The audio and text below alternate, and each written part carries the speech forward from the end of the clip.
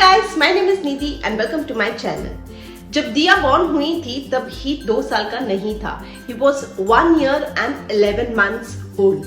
यानी कि 1 महीने के लिए मेरे पास 2 बच्चे थे under 2।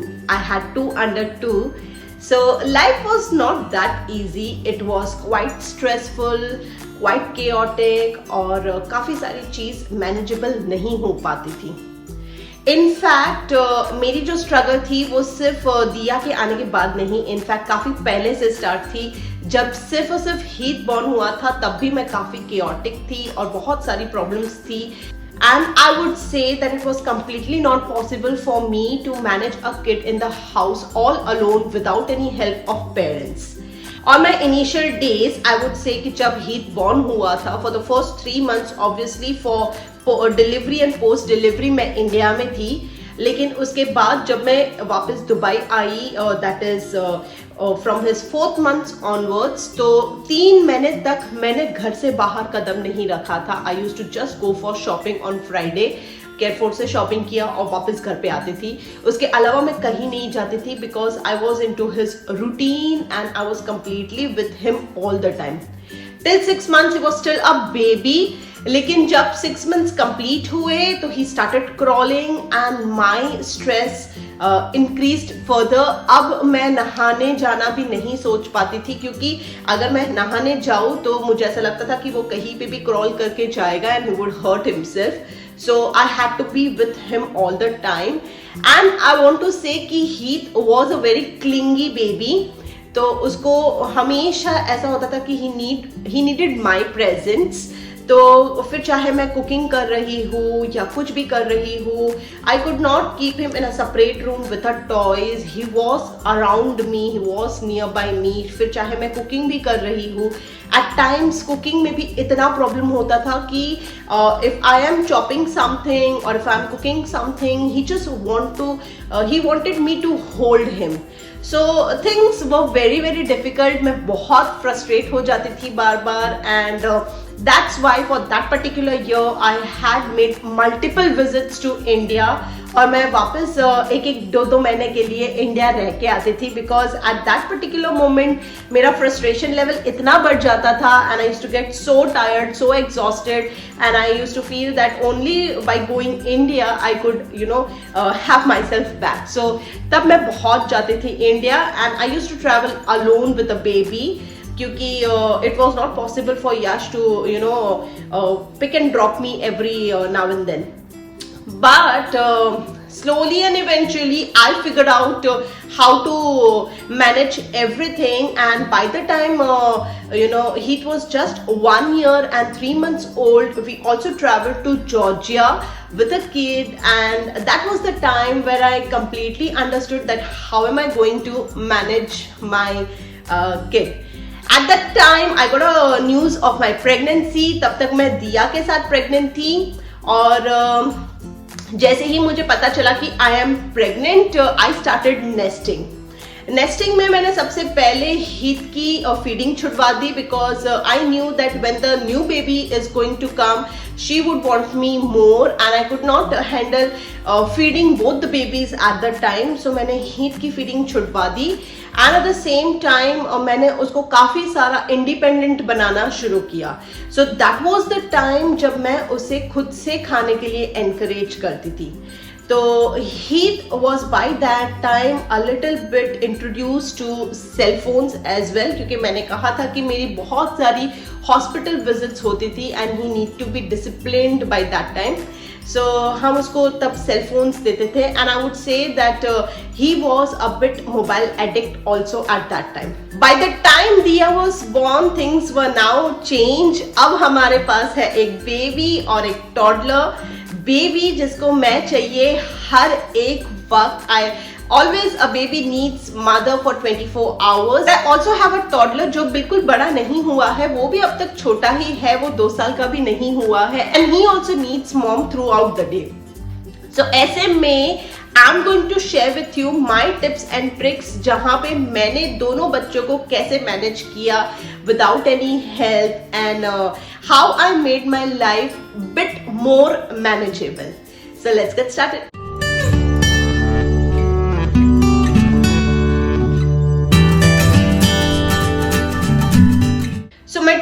one is ask for help. It becomes really difficult, you know. Moms हमेशा सोचती है कि बच्चा मेरा है तो मुझे ही उसकी पूरी केयर करनी चाहिए and I should not be asking anybody else to come and help me. But it's not the case. कितना भी ट्राई कर लीजिए, सारी चीजें हम खुद से नहीं कर पाते हैं. So I had called my mother and mother-in-law for help. वो जो फर्स्ट मंथ था, in fact I had called my mother during my pregnancy stage itself, क्योंकि जब डिलीवरी पास आनी थी so I wanted someone to be here, क्योंकि Yash was travelling and he was not here. So for that reason I had called my mom. तो mom मेरी थी last months of pregnancy में एंड मैंने अपनी मदर इन लॉ को बुलाया था पोस्ट प्रेगनेंसी. बट क्योंकि मेरी डिलीवरी 1 महीने जल्दी हुई थी, so I had my mother as well as my mother-in-law for my that 30 days confinement period. तो उस वक्त जब हमारी बॉडी जो है जस्ट एक डिलीवरी का ट्रॉमा सहन करके आई है, so I had to rest, I had to be on bed rest at that particular moment. और मुझे रखना था दिया का ख्याल. But at the same time, I just don't have one baby. I have 2 babies now, so things work different. अब जब भी मैं दिया को फीडिंग करवाती थी, he used to come at the very same moment and he also wanted to be on my lap because उसे लगता था कि ये क्या हो रहा है, उसकी गोदी कोई शेयर कर रहा है, उसकी मम्मी कोई शेयर कर रहा है. So he used to come and he used to hug and he used to come to me all the time. So at that particular moment, if I am managing those 2 kids, doing chores and doing other household things was the last thing in the mind. So ये सब करने के लिए मैंने अपने mom और mother in law की help ली थी and I was so glad क्योंकि उन्होंने इतने अच्छे से मेरी बॉडी की भी केयर की थी और घर की भी केयर कर ली थी. So I really did not had to stress upon that part. But for those जिनको कोई नहीं आ सकता है फॉर दैट 30 days घर पे मदद करने के लिए, आई वुड रियली सजेस्ट कि आप पहले से अपने मील्स थोड़े फ्रीज करके रख दो ताकि you don't have to spend a lot of time on cooking. If possible you can also hire a cook जो आके आपके लिए खाना बना ले, because things are really difficult for the first month. My tip number 2 is adjust your expectations. How much ever we try, लेकिन सारी चीजें हम नहीं कर पाते. When there is a new baby in the house, बहुत सारी चीजें होती है. Already we are adjusting ourselves. हम बेबी को समझने में लगते हैं, तब at the same time हम टॉडलर को भी समझाने में लगते हैं कि there is a new member in the house. और ऐसे में doing things perfectly as you were doing before is not at all possible. In fact, just consider कि आप 10 में से सिर्फ एक ही चीज कर पाओगे. So don't at all stress about having a perfect home, having a clean home or having 3 meals a day. It's not possible at all. So अगर कुछ चीजें नहीं होती है, go easy on yourself and just understand that it's just a phase. Initial months का period है ये, तो कुछ चीजें हो पाती है, कुछ चीजें नहीं हो पाती है. मेरे साथ भी ऐसा होता था. ये हीट के वक्त भी हुआ है, दिया के वक्त भी हुआ है. मोस्ट ऑफ द टाइम ऐसा होता है कि बच्चे जो है वो रात को सोते नहीं है and I have to keep on nursing them. और ऐसे में सुबह सुबह जल्दी उठ के टिफिन बनाना seemed impossible to me. So out of 5 days a week, 3 दिन कभी कभी मेरे ऐसे हो जाते थे कि मैं टिफिन नहीं बना पाती थी and Yash had to go out and eat somewhere else. So it's okay, it's understood क्योंकि baby है and it's not possible to do everything in the house. My tip number 3 is take help of your partner. मेरे पास एक toddler था जिसको भी नहलाना था, जिसका भी डायपर करना था because he was still on diapers. दिया का डायपर चेंज करवाना था and I was also massaging दिया all the time.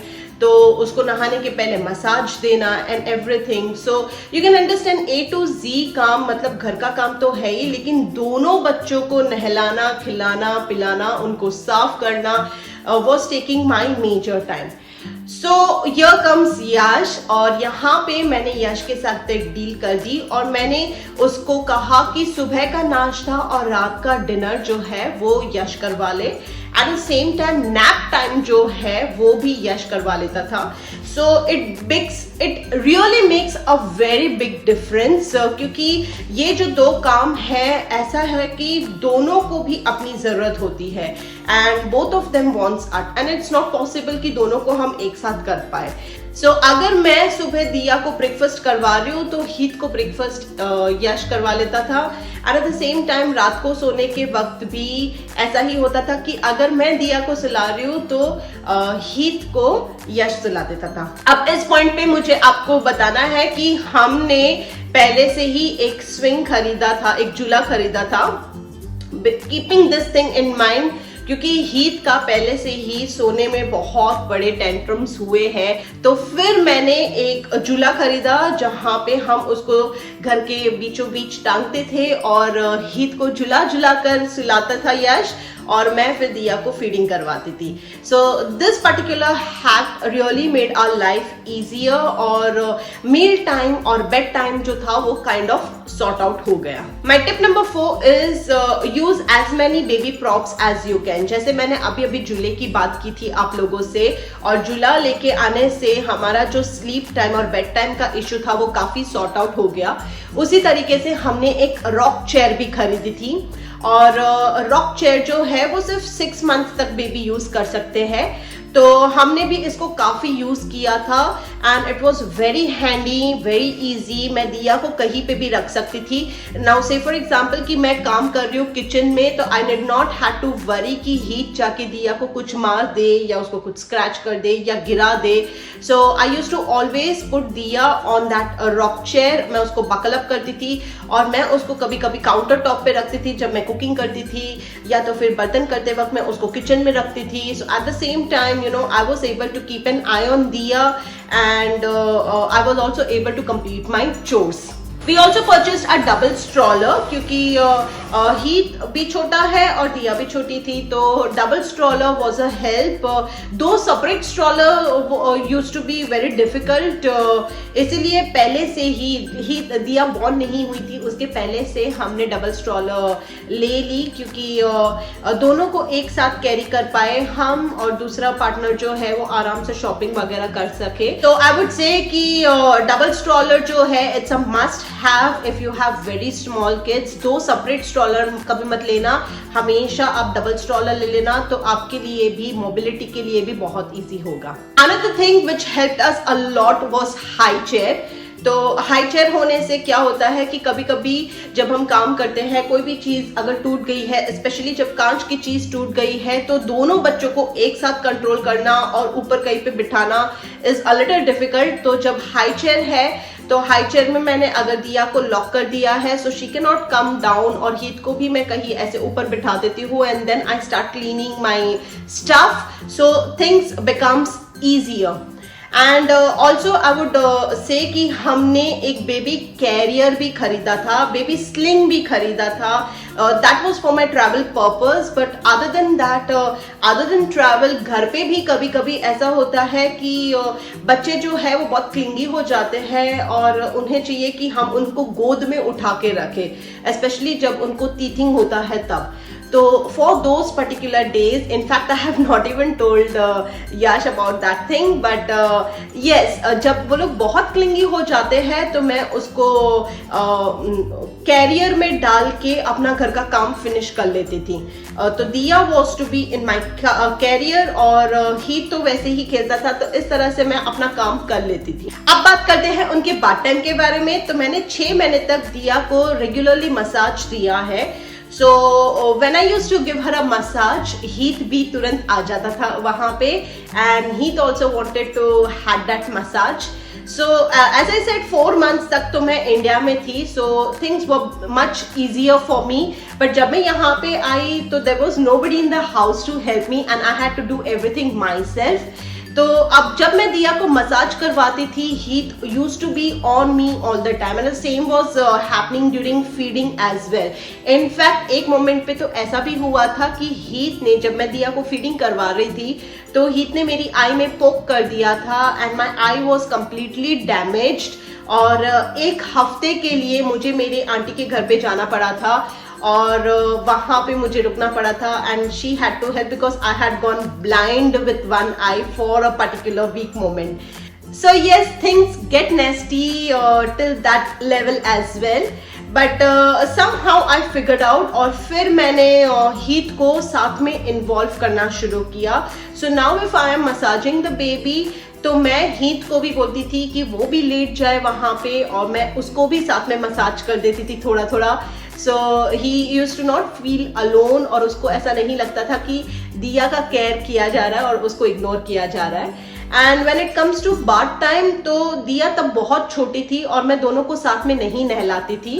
तो तब मैं हीथ को बाथ टब में रख देती थी और हीथ को थोड़ी देर खेलने के लिए देती थी, और दिया को मैं नीचे पहले नहला के उसको कपड़े पहना के बेबी क्रिब में रख देती थी, और फिर मैं हीथ के कपड़े पहनाती थी. नाउ दिस में sound little easier, but massaging a baby and putting them for a bath, and after bath immediately comes their nap time. So ये जो पूरा प्रोसीजर था वो 2-3 घंटे का होता था, and it was a big deal. But जब मैं इस वे से करती थी, things were getting manageable. I बात मेरे नहाने की, तो by this time I used to wake up very early, और मैं सुबह सुबह ही अपना नहाने का काम कर लेती थी, क्योंकि अगर मैं किसी भी दिन मिस कर दूं सुबह सुबह नहाना, तो पूरा दिन मैं नहीं नहा पाती थी, और फिर मुझे रात तक यश की राह देखनी पड़ती थी और तब नहाना होता था. बिकॉज इनिशियल डेज में I did not want Diya to get hurt by हीथ एट ऑल. तो मैं नहाने में तब रिस्क नहीं लेती थी बिल्कुल भी. एट द सेम टाइम हम लोगों ने उनकी बॉन्डिंग पे बहुत काम किया है, because Heath was quite aggressive earlier, और उसका हाथ बहुत उठ जाता था, और कभी कभी वो प्यार भी करता था, उसे नहीं पता चलता था कि वो प्यार कर रहा है, बट दैट वॉज हर्टिंग इन सम और द अदर वे. सो हमने बहुत काम किया है उनके बॉन्डिंग पे, और उसके ऊपर मैंने एक ऑलरेडी वीडियो भी बनाया है जो मैं यहाँ ऊपर लिंक कर दूंगी. It is about the sibling bonds which had really helped us, and by the time Diya got 1 year old, उनकी जो बॉन्डिंग है वो इतनी अच्छी हो गई है कि now I can easily go for a bath, और ये लोग बाहर आराम से खेलते हैं, and I don't have to worry at all. जब as I said the struggle which I was telling you कि बच्चे जब छोटे होते हैं तो उनका बार बार नैपी चेंज करना, जैसे कि जस्ट अभी मैंने दिया का नैपी चेंज किया है. And by the way I used to keep alarms, क्योंकि मैं 6 घंटे से ज्यादा कोई भी डायपर इन लोगों को पहना के नहीं रखती थी, तो मैं अलार्म सेट करती थी. जैसे ही मैं दिया को डायपर पहनाती थी तो मैं अलार्म सेट करती थी फॉर द नेक्स्ट 6 आवर्स के लिए, ताकि मैं याद रख सकूं और मैं भूलूं नहीं.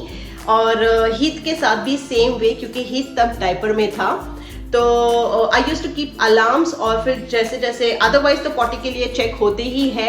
आई वाज लकी इनफ कि दोनों भी बच्चे मेरे जैसे ही पॉटी होता है तो दोनों ही मुझे सिग्नल देते थे, and I used to understand कि इन लोगों ने पॉटी किया, and I used to change it. But every time I used to keep a alarm for 6 hours, कि इन केस अगर इन लोगों ने पॉटी नहीं किया है तो after 6 hours I could check the diaper and I could change them, और at least diapers में मिसहैप ना हो, और ऐसा नहीं हो कि उन्होंने डर्टी डायपर्स बहुत ज्यादा घंटे के लिए पहन के रखा हो. बाय द टाइम दिया 6 महीने की हुई, हम लोगों ने हीथ को काफी ट्रेन कर लिया था, और अब हीथ काफी सारी चीजें खुद से खाना भी शुरू कर दिया था. And this you could have seen in my videos कि हीथ ने बहुत सारी चीजें अपने से खाना शुरू किया था, और हमने उसको इनिशियली कोई ट्रेनिंग नहीं दी थी. And I would also suggest कि जब घर पे नया बच्चा आता है तो टॉडलर को तब कोई लाइफ चेंजिंग ट्रेनिंग नहीं दी जाए, ना उनको पॉटी ट्रेनिंग, ना स्लीप ट्रेनिंग, कोई भी तरह की ट्रेनिंग तब नहीं देनी चाहिए. तो मैंने भी हीथ को जितनी भी ट्रेनिंग देनी थी जब दिया 6 महीने की हो गई तब दी. तो सबसे पहली ट्रेनिंग मैंने हीथ को दिया था पॉटी ट्रेनिंग का, and I made him diaper free because I was getting crazy changing diapers of 2 kids every time. तो सबसे पहले मैंने हीथ को पॉटी ट्रेनिंग दी, और it just took me 3-4 days, और इस वीडियो को भी मैं ऊपर लिंक कर दूंगी कि मैंने उसको कैसे पॉटी ट्रेन किया. And after that my second training was कि हीथ खुद से अपना खाना खा ले, ताकि मुझे फिर सिर्फ दिया के ऊपर फोकस करना पड़े. So most of the food वो अपने आप से भी खा लेता था. सो yes, this is how I managed everything. And one gentle reminder in the end is to have a break. जब हम इतनी सारी चीजें एक साथ करते हैं तो बहुत ही डिफरेंट लेवल पे अपना माइंड होता है, और बहुत ज़्यादा फ्रस्ट्रेशन होता है. Even I remember being in my bad mood for the most part of the day. छोटी छोटी बातें बहुत इरिटेट करती है because already we are exhausted with so many things and also dealing with your kids mood all the time. कभी इसको रोना आया, कभी उसको रोना आया, कभी इसको नाराजगी हुई, कभी उसको नाराजगी हुई. So there are lot many things और बहुत सारी चीजें जो है वो ऑलरेडी हमारे माइंड को एग्जॉस्ट कर रही है.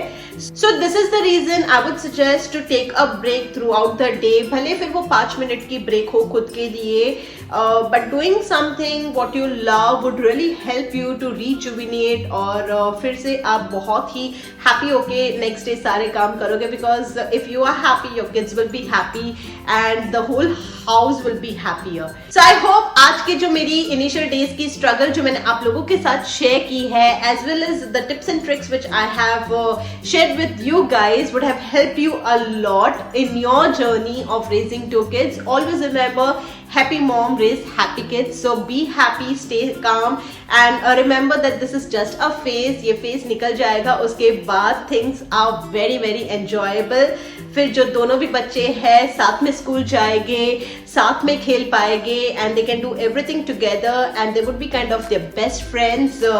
So it's a wonderful thing. अब हम मिलेंगे अगली बार. Till then, bye, take care, see you soon.